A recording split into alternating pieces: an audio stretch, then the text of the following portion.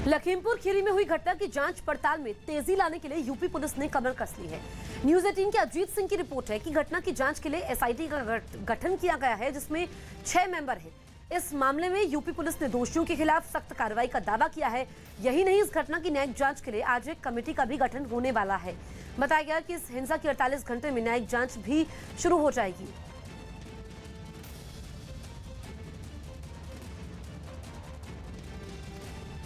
लखीमपुर खीरी को लेकर सियासत का दौर लगातार जारी है और तमाम नेता यहां पहुंचने की होड़ में हैं। अब राहुल गांधी भी आज लखीमपुर खीरी जा सकते हैं। हालांकि यूपी सरकार की तरफ से उन्हें इसकी इजाजत नहीं दी गई है। कांग्रेस ने यूपी सरकार से राहुल के लखीमपुर खीरी जाने की अनुमति मांगी थी, लेकिन यूपी सरकार ने वहां धारा 144 लगे होने का हवाला देकर राहुल गांधी और उनके साथ प्रतिनिधिमंडल में शामिल लोगों को लखीमपुर खीरी जाने की अनुमति देने से इंकार कर दिया। इससे पहले कांग्रेस नेता केसी वेणुगोपाल ने सीएम योगी को चिट्ठी लिखकर राहुल गांधी की अगुवाई में लखीमपुर खीरी जाने की इजाजत मांगी थी।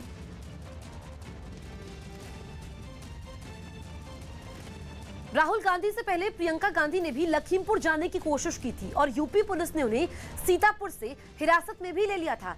इस बीच प्रियंका गांधी और पुलिस वालों के बीच काफी बहस हुई थी, जिसके बाद पुलिस अधिकारियों ने उन्हें हिरासत में ले लिया। जिसके बाद कांग्रेस ने राहुल गांधी के लखीमपुर जाने का कार्यक्रम बनाया और यूपी सरकार से इसकी इजाजत मांगी, लेकिन यूपी सरकार ने धारा 144 लागू होने का हवाला देते हुए उन्हें इजाजत नहीं दी। उत्तर प्रदेश के लखीमपुर खीरी में 2 दिन पहले हुई घटना का एक और वीडियो वायरल हो गया, जिसे आरएलडी ने शेयर किया। इस घटना से जुड़े कई वीडियो पहले भी सामने आ चुके, जिनमें खून खराबा होता नजर आया था। और इस बार आरएलडी ने जो वीडियो शेयर किया, उसमें दिखा कि एक गाड़ी तेज रफ्तार से आई और रास्ते में काले झंडे लेकर चल रहे लोगों को रौंदते हुए आगे निकल गई। गाड़ी के आगे आया एक शख्स तो टक्कर की वजह से उछलकर उसके आगे के हिस्से पर गिर पड़ा, जबकि कुछ लोग सड़क किनारे जमीन पर तड़पते नजर आए। ये देखते ही वहां चीख पुकार मच गई और शोर सुनाई देने लगा। इस दौरान लगातार सायरन बजने की आवाज आती रही और एक दूसरी गाड़ी भी पीछे पीछे जाती दिखी, जिससे लगा कि रास्ते में चल रहे लोगों को हटने का सिग्नल दिया जा रहा था।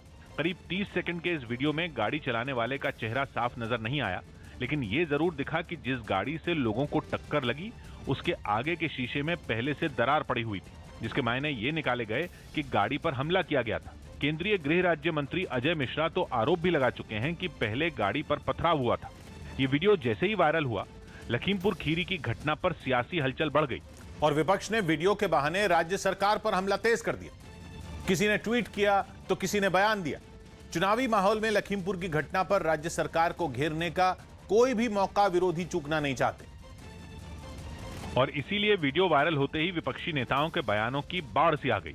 लखीमपुर नहीं जाने देने से भड़की प्रियंका ने केंद्रीय गृह राज्य मंत्री और उनके बेटे पर कार्रवाई करने में देरी का आरोप लगा दिया। इस देश को बताइए कि इस मंत्री को बर्खास्त क्यों नहीं किया गया है और इस लड़के को अभी तक गिरफ्तार क्यों नहीं किया गया है। आम आदमी पार्टी के सांसद संजय सिंह ने तो इस वीडियो को सबूत ही मान लिया। अखिलेश यादव भी वीडियो पर कांग्रेस और आम आदमी पार्टी के सुर में सुर मिलाने लगे। कोई दोषी है, किसी को जेल जाना है तो वो गृह राज्य मंत्री हैं, उनके बेटे और उनके साथी जितने भी जेल जाएं।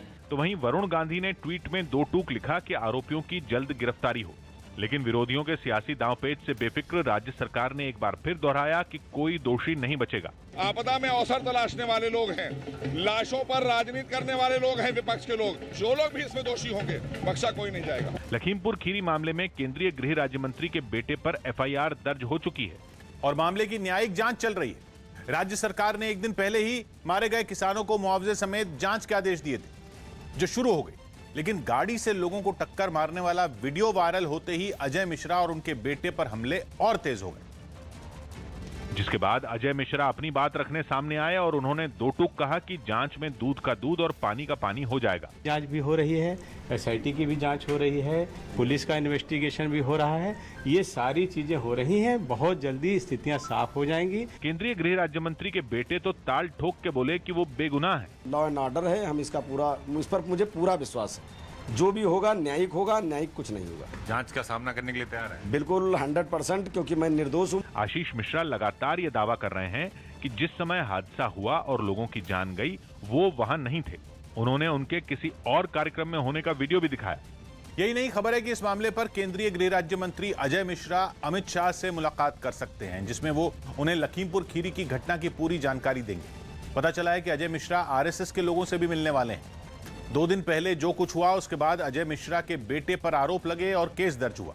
यही नहीं, वहां प्रदर्शन करने वाले किसान अजय मिश्रा के इस्तीफे की मांग भी कर रहे हैं। तो उधर उत्तर प्रदेश के सीतापुर में कांग्रेस कार्यकर्ताओं ने प्रियंका गांधी की गिरफ्तारी के विरोध में धरना दिया।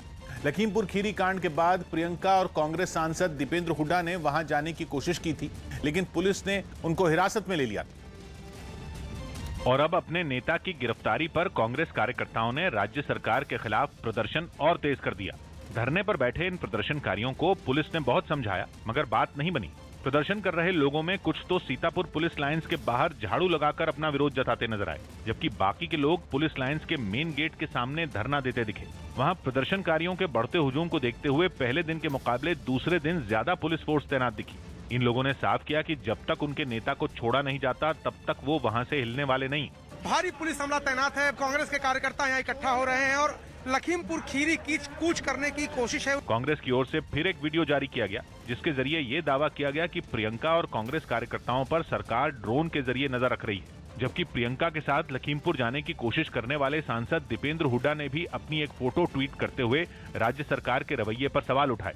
और उन्होंने आरोपों में घिरे केंद्रीय मंत्री अजय मिश्रा और उनके बेटे के खिलाफ कार्रवाई की मांग की, जबकि एक दिन पहले ही सरकार ने मामले की न्यायिक जांच कराकर दोषियों पर कार्रवाई करने की बात कही थी। मगर कांग्रेस समेत विपक्ष के कई नेताओं ने लखीमपुर कांड के लिए सीधे केंद्रीय मंत्री अजय मिश्रा और उनके बेटे को जिम्मेदार ठहराया। केंद्रीय गृह राज्य मंत्री टोनी मिश्रा, उन पर, उनके पुत्र पर और भाजपा के लोगों पर हत्या का मुकदमा दर्ज करिए। विपक्ष के हमलों का जवाब देने में बीजेपी ने भी देर नहीं लगाई और उसके नेता मनोज तिवारी ने आरोप लगाया कि विपक्ष लखीमपुर कांड के बहाने प्रदेश का माहौल बिगाड़ने की कोशिश कर रहा है। जो राजनीतिक गिद्ध बनने की कोशिश कर रहे हैं उनको वहां पे सरकार कानून व्यवस्था बनाए रखने के लिए सिर्फ रोक रही है, बस। इस सियासी घमासान के बीच छत्तीसगढ़ के मुख्यमंत्री और यूपी के पर्यवेक्षक भूपेश बघेल भी प्रियंका गांधी से मिलने लखनऊ एयरपोर्ट पहुंचे, मगर पुलिस ने उन्हें एयरपोर्ट से बाहर नहीं निकलने दिया, जिससे भड़के कांग्रेस कार्यकर्ताओं ने मशाल जुलूस भी निकाला और अपने नेता की रिहाई की मांग की। इस मशाल जुलूस में बड़ी संख्या में कांग्रेस कार्यकर्ताओं ने हिस्सा लिया, जो हाथों में जलती हुई मशाल और पार्टी के झंडे लेकर वहां पहुंचे। ये जुलूस शहर की मुख्य सड़कों से होकर गुजरा और फिर पुलिस लाइंस पर यह जुलूस खत्म हो गया। इसके बाद भी इन लोगों ने हाथों में जलती हुई मोमबत्तियां लेकर अपना विरोध दर्ज कराया। मशाल जुलूस निकाल रहे हैं कांग्रेस के कार्यकर्ता, हाथ में मोमबत्ती लेके, मशालें लेकर के प्रियंका गांधी की गिरफ्तारी का विरोध कर रहे हैं और मांग कर रहे हैं कि प्रियंका गांधी को जल्दी से जल्दी रिहा करना चाहिए। एक तरफ इस मामले में सियासी घमासान जारी रहा तो दूसरी तरफ इस घटना में मारे गए 4 किसानों में 2 के परिवार वालों ने दोबारा पोस्टमार्टम कराने की मांग कर दी, जिसके बाद बहराइच के डीएम और एसपी मारे गए किसान गुरविंदर सिंह और दलजीत सिंह के घर पहुंचे और उनके परिवार वालों से बात कर उन्हें समझाने की कोशिश की ताकि अंतिम संस्कार किया जा सके। लेकिन इन किसानों के घर वालों ने पोस्टमार्टम रिपोर्ट पर सवाल उठाते हुए दोबारा पोस्टमार्टम कराने की मांग की और साफ किया कि जब तक उनकी ये मांग नहीं मानी जाती तब तक वो शवों का अंतिम संस्कार नहीं करेंगे। हमारी ये है कि उसकी पोस्टमार्टम फिर से, चाहे दिल्ली हो या पंजाब में, रिपोर्ट हमको मिले तब हम। कैसे रिपोर्ट मिले आपको? पोस्टमार्टम की। परिवार वालों के इस रुख के बाद इनके घर के बाहर पुलिस की तैनाती बढ़ा दी गई ताकि माहौल न बिगड़ने पाए। उधर लखीमपुर खीरी में एक किसान का अंतिम संस्कार पुलिस की मौजूदगी में कर दिया गया। इस मौके पर किसान नेता राकेश टिकैत भी वहां पहुंचे और वो पीड़ित परिवार से मिले। उन सब का प्रॉपर अंतिम संस्कार कर लिया गया है और उसके बाद यहाँ पे मौके पर शांति है। और दावा किया कि पोस्टमार्टम रिपोर्ट में गोली लगने की बात का जिक्र नहीं है। हालांकि जो पोस्टमार्टम रिपोर्ट आई है उसमें इस बात का जिक्र है कि बहराइच के किसान गुरविंदर सिंह के शरीर पर घिसटने और नुकीली या धारदार चीज से आई चोट के निशान मिले, जबकि दलजीत सिंह के शरीर पर कई जगह घिसटने के निशान मिलने की बात पोस्टमार्टम रिपोर्ट में। मगर इनके परिवार वालों का आरोप है कि मौत गोली लगने की वजह से हुई और इसलिए दोबारा पोस्टमार्टम होना चाहिए। इसी तरह मारे गए किसान लवप्रीत सिंह और छत्र सिंह की पोस्टमार्टम रिपोर्ट में घिसटने, शॉक और हेमरेज की मौत की वजह बताया गया। जो इसको मतलब हादसा बताया जा रहा है, इससे हमको खेद है, क्योंकि जो वीडियो आई है, जो प्रत्यक्षदर्शियों ने देखा है, उसके अनुसार गाड़ी उस पर चढ़ाई गई है और गाड़ी से कुचला गया है और गोली भी मारी है। इस बीच हिंसा में मारे गए बीजेपी कार्यकर्ता शुभम मिश्रा के परिवार ने पुलिस से शिकायत की और मांग की कि इस मामले में केस दर्ज किया जाए। 2 दिन पहले जो हिंसा हुई थी उसमें बीजेपी के 3 कार्यकर्ताओं की मौत हुई थी। शुभम मिश्रा उन्हीं कार्यकर्ताओं में एक है, जिसकी मौत के बाद पूरा परिवार सदमे में है। शुभम मिश्रा की 2 साल की बच्ची को तो शायद पता ही नहीं कि उसके पिता अब नहीं रहे, लेकिन शुभम के दादाजी का गला बात बात में उसे याद करके भर आता है। 22 लोगों को अकेले उसी के दम पर परिवार चलता था, वो तो चला गया। वो लखीमपुर हिंसा पर हो रही सियासत पर गुस्से में दिखे और किसानों का हिमायती बनने की कोशिश कर रहे विपक्ष के दोहरे रवैये पर भड़क गए। भाजपा के अलावा हमारे पास किसी पार्टी का, विपक्षी का आज तक दर्शन नहीं हुआ। वहीं शुभम मिश्रा के भाई ने तो हमला करने वालों को आतंकवादी बोल दिया। वो किसान नहीं हो सकते, वो सब आतंकवादी हैं। बीजेपी कार्यकर्ता शुभम मिश्रा के परिवार ने इस मामले में केस दर्ज करने के लिए जो शिकायत की, उसमें उन्होंने अमनदीप सिंह, महेंद्र सिंह और तेजेंद्र सिंह समेत कुछ अज्ञात लोगों पर आरोप लगाया कि उन्होंने शुभम को लाठियों से इतना पीटा कि उसकी जान चली गई। लखीमपुर की घटना से जुड़े वीडियो आने का सिलसिला जारी है और एक और वीडियो सामने आ गया। कहा जा रहा है कि वीडियो में वही गाड़ी है जिससे कुचले जाने से कुछ किसानों की मौत हुई, लेकिन इस बार पक्ष दूसरा है, क्योंकि दावा है कि गाड़ी पर किसानों ने हमला किया। गाड़ी के आसपास लोग दौड़ते नजर आए। यही नहीं, गाड़ी में बैठा एक शख्स उतरकर भागता दिखा। कहा जा रहा है कि ये बीजेपी का कार्यकर्ता है, उसका नाम सुमित जायसवाल है। सुमित ने खुद न्यूज 18 से बात की और उस दिन जो घटना हुई उसकी पूरी कहानी सुनाई। इन्होंने सबसे पहले डंडा मारा है, डंडे मारने के बाद उस पर ईंटें पत्थर चलाने शुरू किए और पीछे से जो नारे आ रहे थे, रोको मारो को ये करो, और खालिस्तान जिंदाबाद के नारे लगे वहां पर, और पूरा इतना डरावना माहौल इन्होंने बनाया था। उसमें कूद कर भागते नजर आ रहे हैं गाड़ी से। अगर मैं भागता नहीं तो ये लोग मुझे जान से मार देते। 15 दिन होने को आए, लेकिन दक्षिण अमेरिकी देश बोलिविया में कोका किसान अब भी वहां की सबसे बड़ी कोका मार्केट की सत्ता पाने के लिए मरने मारने पर तुले हैं। कोका चाय की तरह एक पौधा होता है जिसे बोलिविया में दवा दारू के लिए इस्तेमाल किया जाता है, लेकिन इससे कोकेन भी बनती।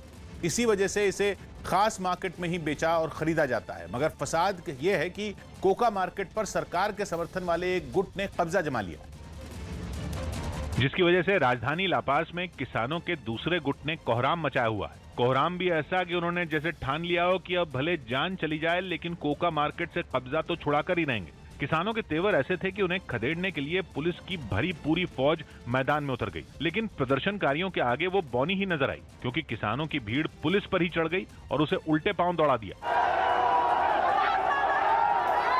फिर तो पुलिस का दिमाग भी गर्म हो गया और उसने किसानों पर दनादन आंसू गैस दाग दी। इसके बाद बोलिविया की सड़कें महाभारत का मैदान बनी नजर आईं। तस्वीरें देखकर ऐसा लगा जैसे खूंखार आतंकियों का सफाया करने के लिए पुलिस सड़क पर उतरी हो।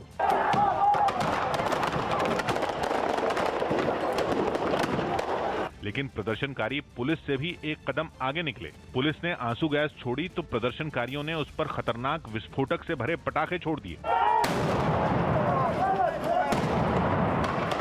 वैसे तो बोलिविया में कोका मार्केट के लिए खींचतान महीनों पहले शुरू हुई थी, लेकिन इसने हिंसक मोड़ पिछले महीने लिया। जम्मू कश्मीर में सुरक्षा बल की सख्ती से बौखलाए आतंकवादियों ने आम लोगों को निशाना बनाना शुरू कर दिया है। कायर आतंकियों ने एक दिन पहले महज 2 घंटे के अंदर जम्मू कश्मीर में 3 लोगों की हत्या कर दी। सबसे पहले घाटी में दवा की दुकान चलाने वाले कश्मीरी पंडित की हत्या हुई। इस बार आतंकवादियों ने कायराना हरकत करते हुए रात के अंधेरे में हमला किया और एक कश्मीरी पंडित को गोलियों से भून दिया, जिसके बाद खून से लथपथ इस दवा के दुकानदार को अस्पताल ले जाया गया, जहां उन्होंने दम तोड़ दिया। आतंकवादियों की इस करतूत के बाद पूरे इलाके में सुरक्षा कड़ी कर दी गई। दवा के दुकानदार की हत्या के कुछ देर बाद ही श्रीनगर के लाल बाजार इलाके में एक भेलपुरी बेचने वाले की हत्या कर दी गई। आतंकी यही नहीं रुके, बल्कि बांदीपुरा में भी एक आदमी पर गोलियां बरसाई, जिसके बाद में अस्पताल में मौत हो गई। श्रीनगर में पिछले 3 दिनों में आतंकवादी 5 लोगों की हत्या कर चुके हैं। आतंकवादियों की इस कायराना करतूत पर जम्मू कश्मीर के उपराज्यपाल मनोज सिन्हा के ऑफिस की तरफ से किए गए ट्वीट में लिखा गया, आतंकवादियों ने वीरेंद्र पासवान और मोहम्मद सफी लोन की हत्या की। मैं इस हत्या की कड़ी निंदा करता हूं। निर्दोष लोगों की इस बर्बरता से हत्या पूरी मानवता के खिलाफ है। आतंकी अपने घृणित इरादों में कभी कामयाब नहीं हो पाएंगे और इस जघन्य घटना को अंजाम देने वालों को अंजाम भुगतना होगा। दुख की इस घड़ी में मेरी संवेदनाएं पीड़ित परिवारों के साथ हैं। श्रीनगर में दवा की दुकान चलाने वाले कश्मीरी पंडित माखन लाल की हत्या के बाद नेशनल कॉन्फ्रेंस के नेता उमर अब्दुल्ला ने ट्वीट किया, लिखा कि ये दिल दहला देने वाली खबर है। वो एक बहुत अच्छे इंसान थे। मुझे बताया गया कि आतंकवादियों से डरकर वो कभी भागे नहीं और अपनी दुकान हमेशा खोलते रहे। मैं इस हत्या की कड़ी निंदा करता हूँ। पीड़ित परिवार के प्रति मेरी संवेदना है। ईश्वर उनकी आत्मा को शांति दे। बीजेपी ने दावा किया कि कश्मीर में हालात सुधरने से आतंकी बौखला गए हैं और आम लोगों को निशाना बना रहे हैं। आतंकवाद का बहुत ही घिनौना चेहरा है। एक आम निहत्थे और बेगुनाह आदमी को मारना किसी मजहब या किसी जात में इसकी इजाजत नहीं है। बिंद्रू जैसा इंसान जो बहुत ही शरीफुल नफ्स और साबिर इंसान था, तो उसका मकसद ये है कि जो कश्मीर में उसका सपोर्ट आज तक चल रहा था वो सपोर्ट खत्म हो गया। अब पाकिस्तान कहीं ना कहीं किसी न किसी तरीके से, चाहे ड्रग्स की सूरत में, चाहे गैंगवार की सूरत में, चाहे मिलिटेंसी की सूरत में, यहाँ के नौजवानों पर एयर इंजेक्शन निकल रहा है। मैं कड़ी लफ्जों में इसकी मजम्मत करता हूँ। चाहे बिंद्रू हो, चाहे जो नॉन लोकल एक बेलपुरी वाला जो अपनी फैमिली के लिए यहाँ रोजी रोटी कमाने आए था, उसको मार डालना, या चाहे बांडीपुरा में जो वाक़ा हो, इंसानियत इसकी इजाज़त नहीं देता, कोई मज़हब नहीं देता। ये दरिंदे हैं और दरिंदे ही ऐसा कर सकते हैं।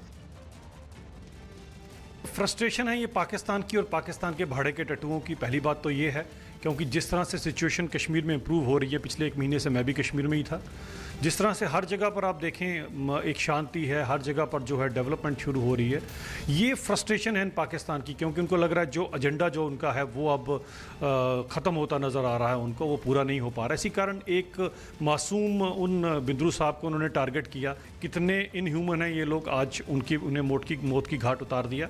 लेकिन एक चीज़ मैं आपको श्योर कर सकता हूँ अपनी तरफ से कि बहुत जल्दी एक गोली इनके सीने में भी उतार दी जाएगी और ये बदला लिया जाएगा।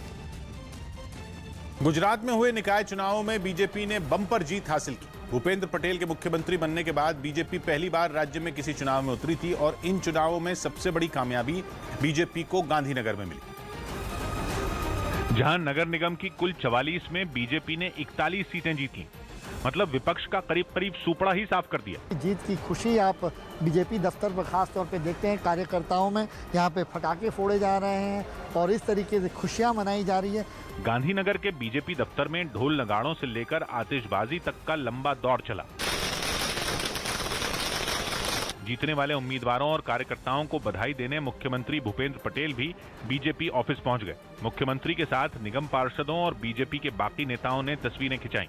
गुजरात के बाकी शहरों में भी बीजेपी का खेमा जोश में दिखा। अहमदाबाद में भी बीजेपी दफ्तर में जीत का जश्न मनाया गया।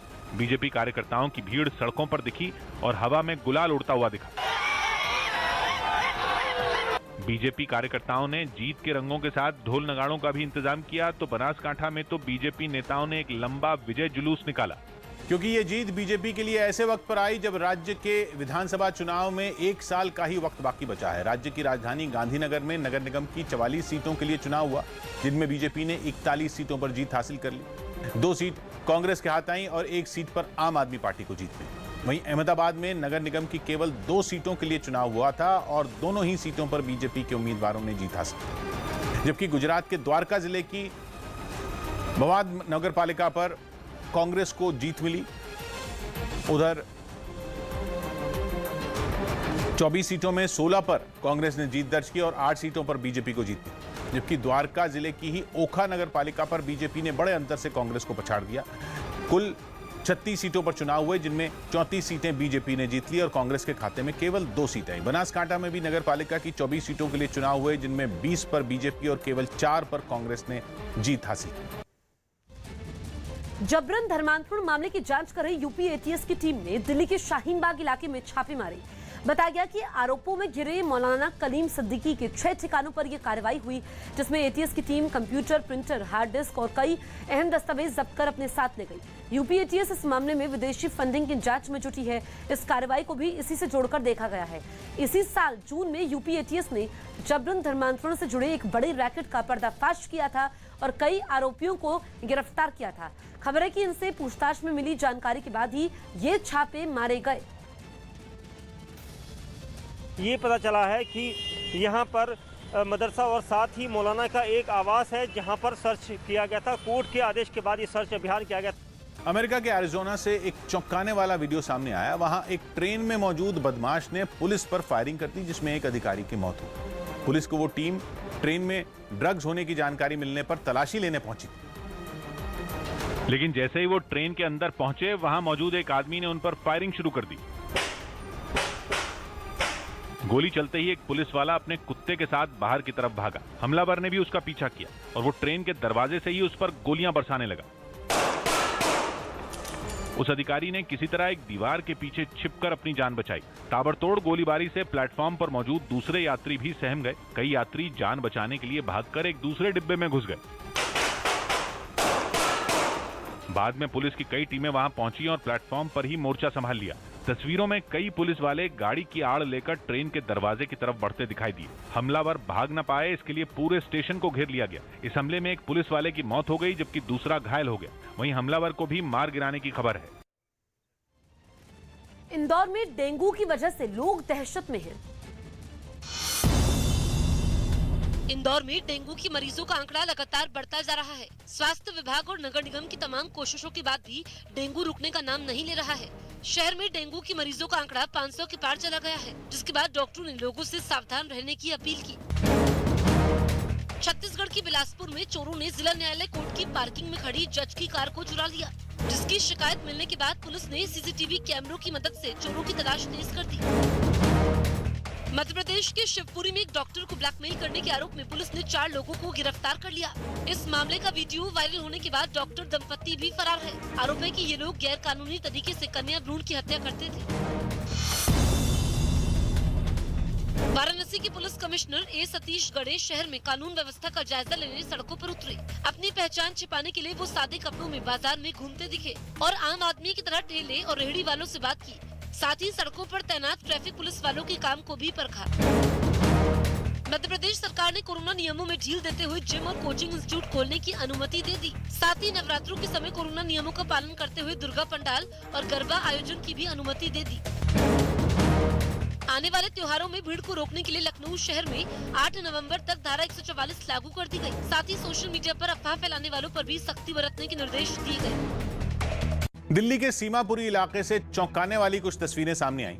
वहां कुछ लोगों ने फायरिंग के एक मामले में कार्रवाई करने पहुंची पुलिस पर हमला कर दिया। यह घटना 4 दिन पहले की बताई गई, जिसका एक वीडियो भी सामने आया, जिसमें रात के अंधेरे में कुछ लोग लगातार पुलिस की एक गाड़ी पर पथराव करते दिखे। ऐसे में उस गाड़ी में सवार पुलिस वालों ने अपने आप को सुरक्षित रखने के लिए उसे रिवर्स गियर में दौड़ा दिया। कुछ मीटर तक इसी तरह गाड़ी चलाने के बाद मौका देखकर उन्होंने यू टर्न लिया और वहां से चले गए। बताया गया कि उस इलाके में 1 अक्टूबर को फायरिंग की एक घटना हुई थी, जिसमें कार्रवाई करने दिल्ली पुलिस के कुछ जवान वहां पहुंचे थे। तहकीकात के दौरान पुलिस ने उस केस में आरोपियों की पहचान कर ली। जैसे ही वो आगे बढ़े, तभी अचानक कुछ लोगों ने उन पर पत्थर बरसाने शुरू कर दिए। बताया तो यहाँ तक गया कि उन लोगों ने पुलिस वालों के साथ गाली गलौज भी की, जिसके बाद वो पुलिस वाले तब वहां से चले गए। लेकिन बाद में इस घटना में शामिल 10 लोगों को गिरफ्तार कर लिया गया, जिनमें 2 महिलाएं भी हैं। यूपी के सहारनपुर से एक हैरान करने वाला वीडियो सामने आया। वहां एक मिठाई की दुकान में घुसे चोरों ने लाखों रुपए चुरा लिए। दुकान के अंदर पहुंचते ही इन चोरों ने सबसे पहले वहां रखी मिठाइयां खाई और फिर दुकान के अंदर रखी नकदी की तलाश में जुट गए। घटना के वीडियो में एक चोर नकदी की तलाश में दुकान के काउंटर को खंगालता दिखा। इसके बाद उसने लोहे की रॉड से काउंटर पर बने एक दराज को तोड़ा और उसमें रखी सारी रकम बटोर ली। इससे पहले कीमती चीजों की तलाश में ये चोर काफी देर तक दुकान के अलग अलग हिस्सों में घूमते रहे। इस दौरान एक चोर ने दुकान में लगे सीसीटीवी कैमरों से बचने के लिए उनमें तोड़फोड़ भी की। इसके बावजूद उनकी ये हरकत तीसरी आंख ने कैद कर ली। बाद में सुबह दुकान के मालिक ने पुलिस को चोरी होने की जानकारी दी। अमेरिका को पीछे छोड़ते हुए रूस अंतरिक्ष में फिल्म की शूटिंग करने वाला पहला देश बन गया। चैलेंज नाम की इस फिल्म की शूटिंग इंटरनेशनल स्पेस स्टेशन में की जाएगी, जिसके लिए रूस के एक फिल्म डायरेक्टर ने अपनी साथी एक्टर और एक अंतरिक्ष यात्री के साथ कजाकिस्तान के एक लॉन्च पैड से उड़ान भरी। काउंटडाउन खत्म होते ही रॉकेट के इंजन चालू हो गए और वो आसमान की तरफ बढ़ने लगा। कुछ मिनटों में ही वो तय ऊंचाई पर पहुंच गया और उसने अंतरिक्ष यान को स्पेस स्टेशन के करीब पहुंचा दिया। अब ये टीम वहां 12 दिन तक फिल्म की शूटिंग करेगी, जिसके लिए पहले उन्हें कड़ी ट्रेनिंग भी दी गई। फिल्म की कलाकार और उनके साथियों को अंतरिक्ष जैसे माहौल में रखा गया, जहाँ उन्होंने जीरो ग्रेविटी यानी गुरुत्वाकर्षण के बिना रहने की आदत डाली। सामने आई एक तस्वीर में तो एक्टर यूलिया पेरेसिल सुपरमैन की तरह हवा में उड़ती दिखाई दी। हालांकि ये इतना आसान भी नहीं था, क्योंकि शुरुआत में तो उन्हें पानी पीने के लिए भी कड़ी मशक्कत करनी पड़ी। इसके अलावा उन्हें पानी के भीतर रहने की भी ट्रेनिंग दी गई। अफगानिस्तान पर तालिबान के कब्जे के बाद से ही वहां हिंसा का दौर नहीं थम रहा। इसी कड़ी में एक नया मामला काबुल में सामने आया और वहां एक गुरुद्वारे में तालिबान के लड़ाकों ने घुसकर तोड़फोड़ और कर्मचारियों से मारपीट भी की। गुरुद्वारे पर हमले के बाद जो वीडियो सामने आया उसमें एक शख्स ने वहां तोड़े गए सीसीटीवी कैमरे दिखाए, जबकि कर्मचारी डरे हुए नजर आए। दिल्ली के पास गुरुग्राम से हैरान करने वाली तस्वीरें सामने आई। वहां मौजूद बंजारा मार्केट को प्रशासन ने जमींदोज कर दिया। बताया गया कि मार्केट पिछले 10 साल से अवैध जमीन पर चल रहा था, जिस पर कार्रवाई करते हुए इसे पूरी तरह बर्बाद कर दिया गया। तस्वीरों में दिखा कि खुदाई करने वाली मशीन की मदद से वहां मौजूद झोपड़ियों और दुकानों को तोड़ा गया। इस मौके पर किसी तरह का कोई हंगामा न हो, इसके लिए पुलिस के कई जवान वहां पहले से मौजूद नजर आए।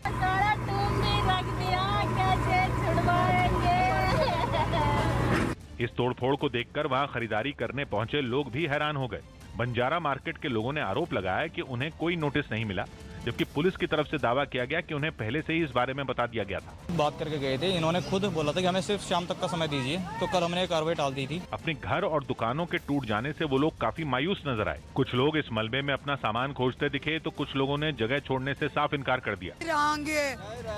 हमको मिट्टी में सोना हो जाओ, पण रहेंगे यहाँ।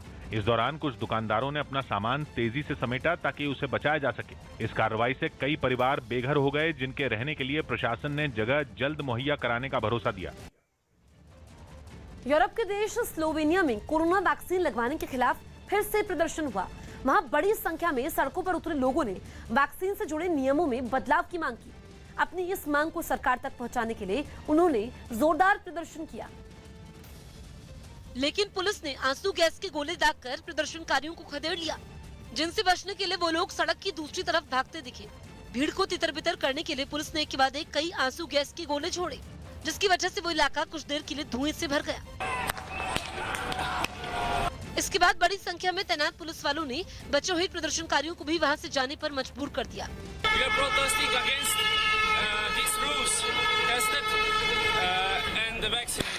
इससे पहले इन लोगों ने वहां एक मार्च निकाला और सरकार से वैक्सीन से जुड़े नियम बदलने की मांग की। उत्तर प्रदेश के पीलीभीत से एक हैरान करने वाला वीडियो सामने आया। वहां के खमरिया गांव में एक घर में मगरमच्छ घुस गया, जिसके बाद वहां लोगों की भीड़ इकट्ठा हो गई और सब उसे भगाने में जुट गए। इसके लिए वन विभाग के कर्मचारियों के साथ मिलकर उन लोगों ने एक लोहे का जाल लगाया, साथ ही रास्ते को एक चारपाई की मदद से बंद कर दिया ताकि मगरमच्छ भाग न पाए। इसके बाद वो लोग डंडों से उसे पिंजरे की तरफ धकेलने लगे, लेकिन तभी मगरमच्छ गुस्से में आ गया। डंडों से घायल होते मगरमच्छ ने अपना मुंह फाड़ा और लोगों की तरफ पलट गया। मगरमच्छ के हमलावर होते ही लोग सहम गए और सबने अपने डंडे पीछे कर लिए। इसके बाद एक शख्स ने लोहे के पाइप से उसे उकसाना शुरू किया। उस आदमी ने लोहे के पाइप से मगरमच्छ के जबड़े को दबा दिया, जिससे वो और भड़क उठा। हालांकि उन लोगों ने कोशिश जारी रखी और दोनों तरफ से डंडों की मदद से मगरमच्छ को धकेलते गए। काफी देर की मशक्कत के बाद आखिरकार मगरमच्छ पिंजरे में घुस गया और जैसे ही वो अंदर गया, एक आदमी ने चढ़कर फौरन उसका ढक्कन बंद कर दिया। पीएम मोदी आज मध्य प्रदेश में स्वामित्व योजना के तहत 19 जिलों के 3000 गांवों के 1,71,000 लाभार्थियों को ई संपत्ति कार्ड बांटेंगे। पीएम मोदी इस बीच मध्य प्रदेश के हरदा जिले में आयोजित होने वाले पीएम स्वामित्व योजना के लाभार्थियों के एक कार्यक्रम को डिजिटल तरीके से संबोधित भी करेंगे। स्वामित्व योजना का मकसद ग्रामीण इलाकों की आवासीय जमीन का मालिकाना हक तय करना और उसका रिकॉर्ड बनाना है, जिसके लिए जमीन का सर्वे किया जाता है। जमीन के सर्वे के लिए ड्रोन और गूगल मैपिंग की मदद ली जाती है। एक बार सर्वे होने के बाद जमीन से जुड़ी सारी जानकारी पोर्टल पर डाली जाती है, फिर प्रॉपर्टी कार्ड बनाकर लोगों में बांट दिए जाते हैं। मध्य प्रदेश के कृषि मंत्री कमल पटेल के मुताबिक हरदा जिला ग्रामीण आबादी भूमि का 100% सर्वे करने वाला देश का पहला जिला बन गया है। इटली की राजधानी रोम से हैरान करने वाली तस्वीर सामने आई। वहां एक डिपो में खड़ी तकरीबन 30 बसों में अचानक आग लग गई। दावा किया गया कि यह आग शॉर्ट सर्किट की वजह से भड़की और फिर बसें धू कर जलने लगी। आग लगने की खबर मिलते ही दमकल विभाग की कई गाड़ियां वहां रवाना कर दी गईं, जिन्होंने फौरन मोर्चा संभाल लिया। उन्होंने पानी की मोटी धार से बसों की आग को बुझाने में अपनी जान लगा दी। आग इतनी ज्यादा थी कि कुछ जगहों पर तो दमकल कर्मी उसके पास जाने की हिम्मत भी नहीं जुटा पाए। वो लोग जमीन पर बैठकर एक बस के ऊपर से पानी की बौछार करते दिखे। हालांकि उनकी पूरी कोशिश के बावजूद बस जलकर राख हो गई। एक कतार में जलती बसों को बुझाने के लिए काफी मशक्कत करनी पड़ी। दावा किया गया कि सोमवार की रात को लगी आग को बुझाते बुझाते सुबह हो गई। गैंग्स ऑफ दिल्ली ने देश की राजधानी को अब बदलापुर में बदलने की नई साजिश रची है। साजिश अपने इकलौते दुश्मन के खात्मे की।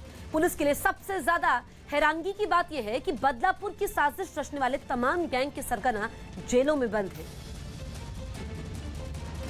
अशोक प्रधान, काला जठेड़ी, लॉरेंस बिश्नोई, हाशिम बाबा, दिल्ली के ये वो गैंगस्टर हैं जो हरदम दिल्ली पुलिस की नाक में दम किए रहते हैं, फिर चाहे ये जेल के बाहर हों या जेल के भीतर। लेकिन इन चारों नामी बदमाशों की एक ऐसी साजिश दिल्ली पुलिस के हेडक्वार्टर में दस्तक दे चुकी है, जिसे सुनने के बाद पुलिस का कोई भी जवान सावधान की मुद्रा में आए बगैर नहीं रह सकता।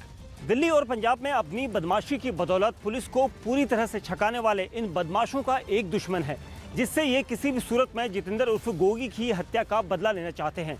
उसका नाम सुनील मान उर्फ टिल्लू ताजपुरिया है।